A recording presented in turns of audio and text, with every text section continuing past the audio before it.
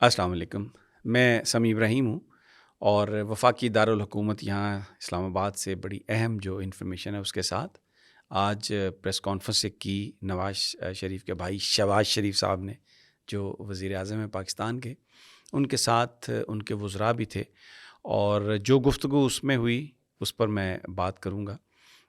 ایک بڑی آفر انہوں نے کی ہے آج مذاکرات کی عمران خان صاحب کو، لیکن جو دوسری اہم ڈیولپمنٹ ہے وہ عرفان صدیقی صاحب جو نواز شریف صاحب کے خاص ان کے ساتھی ہیں، انہوں نے آج جنرل باجوہ کے حوالے سے گفتگو کی ہے اور اس گفتگو میں انہوں نے جنرل باجوہ کی ایکسٹینشن کی جو کوششیں تھیں اس کو بیان کیا اور یہاں تک کہہ دیا کہ یہ بات بھی ڈسکس ہوئی کہ اگر ایکسٹینشن نہیں ملی تو کہیں ایسا نہ ہو کہ ملک میں مارشل لا لگ جائے۔ ابھی تک تو ہمیں بہت ساری چیزوں کا علم نہیں تھا اس حوالے سے، لیکن اس ساری گفتگو نے، جو میں ابھی آپ کے ساتھ مزید اس پر بات کروں گا، لیکن اس سے پہلے یہ ضروری ہے کہنا کہ ایک دفعہ پھر عمران خان کو سچا ثابت کر دیا ہے۔ عمران خان نے ہمیشہ یہ کہا کہ جنرل باجوہ ایک بہت ہی جھوٹے آدمی تھے اور انہوں نے ہر شخص کو ٹرک کی بتی کے پیچھے لگا رکھا تھا، اور آج پھر ایک دفعہ یہ ثابت ہو گیا، کیونکہ جنرل باجوہ نے واشنگٹن میں بھی صحافیوں کے گروپ سے اور کچھ پاکستانیوں کے گروپ سے بات کرتے ہوئے یہ کہا تھا کہ میں ایکسٹینشن نہیں لوں گا اور میں جا رہا ہوں، اور اس سے پہلے تقریباً 1.5 سال پہلے DGISPR نے بھی یہ پریس کانفرنس کی تھی کہ جنرل باجوہ نہ انٹرسٹڈ ہیں اس میں ایکسٹینشن میں، نہ وہ لیں گے، نہ انہیں کوئی آفر ہے، اور اگر کوئی آفر بھی ہوئی تو وہ اس کو ایکسیپٹ نہیں کریں گے۔ لیکن آج عرفان صدیقی نے یہ بتایا کہ جنرل باجوہ نے پیغامات بھجوائے نواز شریف صاحب کو کہ تسلسل چاہتے ہیں وہ اس ساری رجیم کا، اور انہیں ایکسٹینشن چاہیے۔ اس وقت بھی خبریں آئی تھیں یہ کہ ملک احمد صاحب جو ان کے نامینی تھے باجوہ صاحب کے پنجاب کی وزارت اعلیٰ کے لیے، خواجہ آصف رپورٹڈلی، اور شاہد خاقان عباسی، یہ جا کر انہوں نے نواز شریف سے لابنگ کی اور کہا، پیغام دیا جنرل باجوہ کا۔ یہ خبریں چلی تھیں۔ آج عرفان صدیقی صاحب نے کہا کہ جب وہ اکتوبر میں وہاں پر تھے تو انہیں بڑی حیرت ہوئی کہ نئے آرمی چیف کے نام کے حوالے سے گفتگو کم ہو رہی تھی اور جنرل باجوہ کی ایکسٹینشن جو ہے ان کی اس خواہش پر زیادہ بات ہو رہی تھی، اور پھر یہ بھی ڈسکس ہوا کہ کہیں مارشل لا نہ لگ جائے، گویا اگر جنرل باجوہ کو ایکسٹینشن نہیں دی تو وہ کہیں مارشل لا نہ لگا دیں، کوئی ماورائے آئین قدم نہ اٹھا لیں۔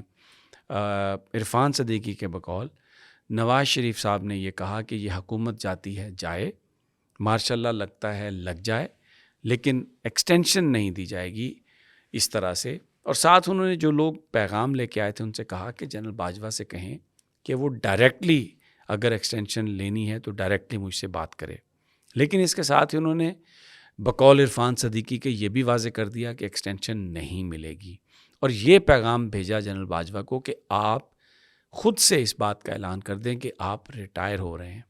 تو عرفان صدیقی کے بقول اس بات کے 2 یا 3 دن کے بعد نیشنل ڈیفنس یونیورسٹی میں ایک پروگرام کنکلوڈ ہو رہا تھا ٹریننگ کا، تو وہاں پر بطور خاص کچھ صحافیوں کو بلایا گیا۔ جنرل باجوہ نے وہاں پہ بات چیت کی اور یہ ساتھ اعلان کر دیا کہ وہ بالکل ایکسٹینشن نہیں لیں گے اور وہ 29 تاریخ کو ریٹائر ہونے جا رہے ہیں۔ اب یہ جو بات ہے، آج جو یہ بات کی گئی ہے، اس کا مقصد سوائے اس کے کہ جنرل باجوہ کو ایکسپوز کیا جائے، سوائے اس کے کہ یہ ثابت کیا جائے کہ وہ جھوٹے تھے، اور اس کا کوئی مقصد نہیں۔ اور عمران خان صاحب یہ پہلے ہی کہہ چکے ہیں کہ وہ بہت جھوٹے آدمی تھے، ہر بندے کو انہوں نے ٹرک کی بتی پیچھے لگا رکھا تھا۔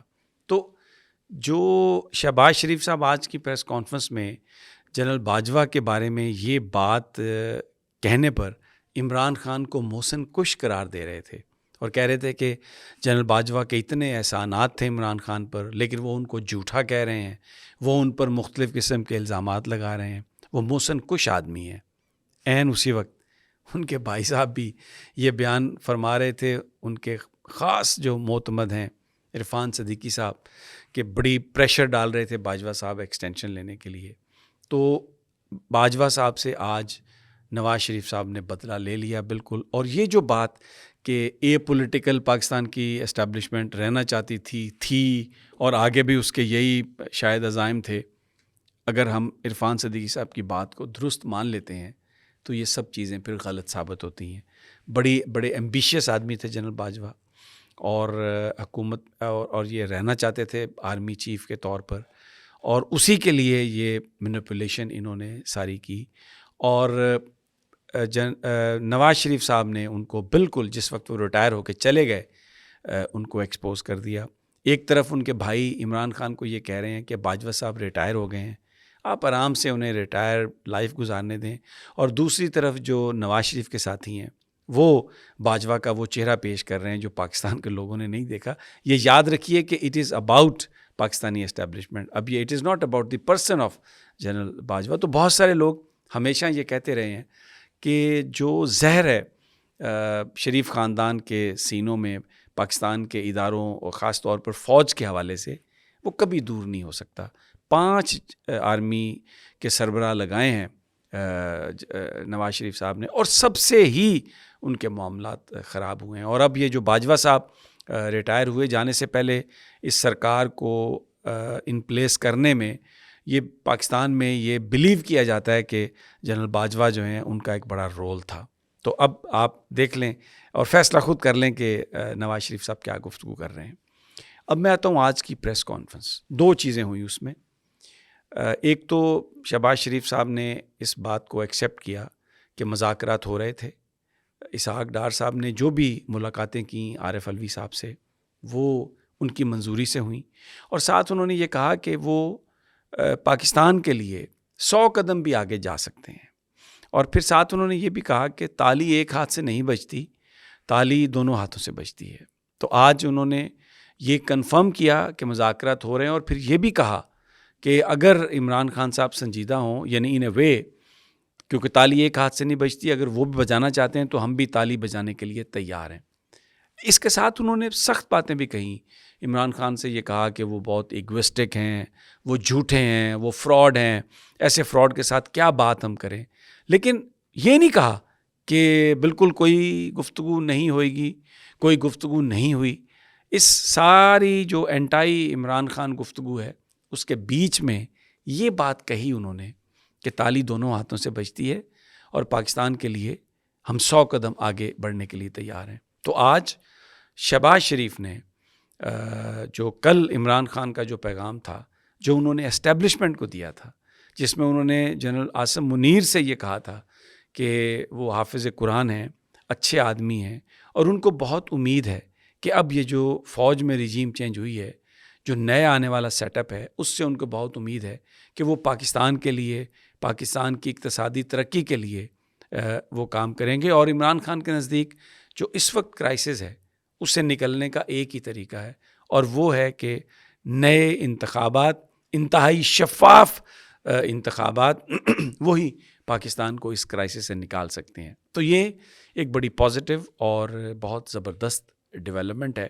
آج جو گفتگو شہباز شریف صاحب نے کی ہے اس میں باقی سب چیزیں، ڈیلی میل کے حوالے سے بھی انہوں نے بات کی. حالانکہ ڈیلی میل نے صرف یہ کہا تھا کہ جو ایک غلطی ان سے ہوئی کہ نیب شہباز شریف صاحب کی تحقیقات کر رہی ہے، اس کی ہم تصحیح کرتے ہیں، اس کی ہم کریکشن کرتے ہیں. اور بالکل صحیح کہہ رہے ہیں شہباز شریف صاحب کہ نیب ان کے خلاف تحقیقات نہیں کر رہی تھی. اس غلطی پر ہم ان سے معذرت خواہ ہیں.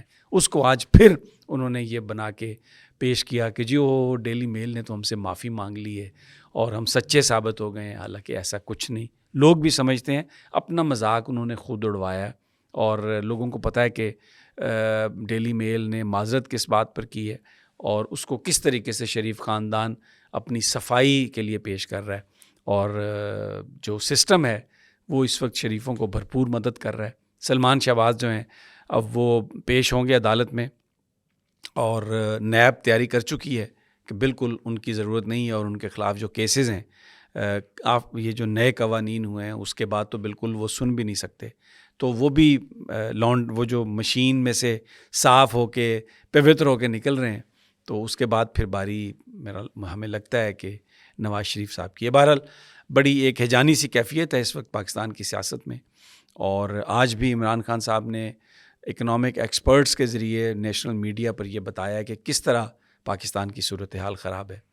تو مجھے اب اجازت دیں، انشاءاللہ جلد آپ سے ملاقات ہوگی دوبارہ، اور آپ کو بتائیں گے کہ اس وقت جو بھارت اور چائنا کے بیچ میں کیا ہو رہا ہے، کابل میں کیا ہوا، اور کس طرح جو انڈین جو فورسز ہیں وہاں پر ان کی چائنیز فورسز کے ہاتھوں کس طرح پٹائی ہوئی.